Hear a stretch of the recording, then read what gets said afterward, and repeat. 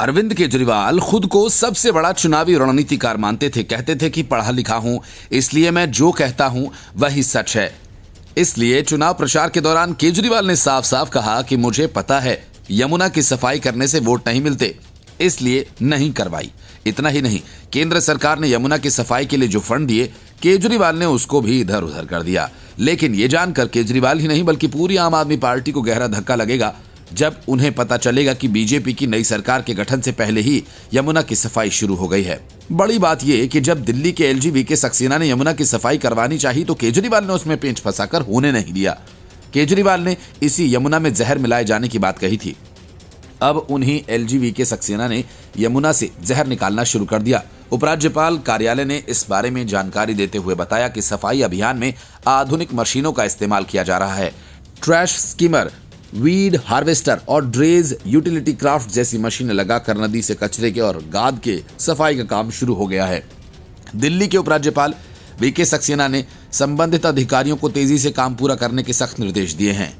यमुना की सफाई के इस अभियान को पूरा करने के लिए विभिन्न विभागों और एजेंसीज के बीच तालमेल बेहद जरूरी है। दिल्ली जल बोर्ड, सिंचाई और बाढ़ नियंत्रण विभाग, नगर निगम, पर्यावरण विभाग, लोक निर्माण विभाग और डीडीए को एक साथ मिलाकर काम करने के निर्देश दिए गए। इसके अलावा दिल्ली प्रदूषण नियंत्रण समिति को निर्देश दिया गया कि वे शहर की औद्योगिक इकाइयों द्वारा नालों में बिना ट्रीट किए गए गंदे पानी के बहाव पर कड़ी निगरानी रखें। उपराज्यपाल ने साफ कर दिया कि किसी भी तरह की लापरवाही बर्दाश्त नहीं की जाएगी। यमुना की सफाई के लिए एक 4 स्तरीय रणनीति तैयार की गई है, जिसके तहत अलग अलग चरणों में काम किया जाएगा। पहले चरण में यमुना नदी के मुख्य धारा में जमा कचरे को और गाद को हटाया जाएगा। फिर दूसरे चरण में नजफगढ़ ड्रेन, सप्लीमेंट्री ड्रेन और अन्य बड़े नालों की सफाई की जाएगी ताकि गंदगी नदी में न पहुंचे। तीसरे चरण में मौजूदा सीवेज ट्रीटमेंट प्लांट की क्षमता और कामकाज की दैनिक निगरानी की जाएगी। चौथे और आखिरी चरण में नए एसटीपी और डीएसटीपी लगाए जाएंगे ताकि 400 एमजीडी सीवर ट्रीटमेंट के कमी को पूरा किया जा सके। इस योजना का लक्ष्य 3 वर्षों में यमुना को साफ करना है। इसके लिए समयबद्ध तरीके से काम किया जाएगा और हर स्तर पर प्रगति की समीक्षा की जाएगी।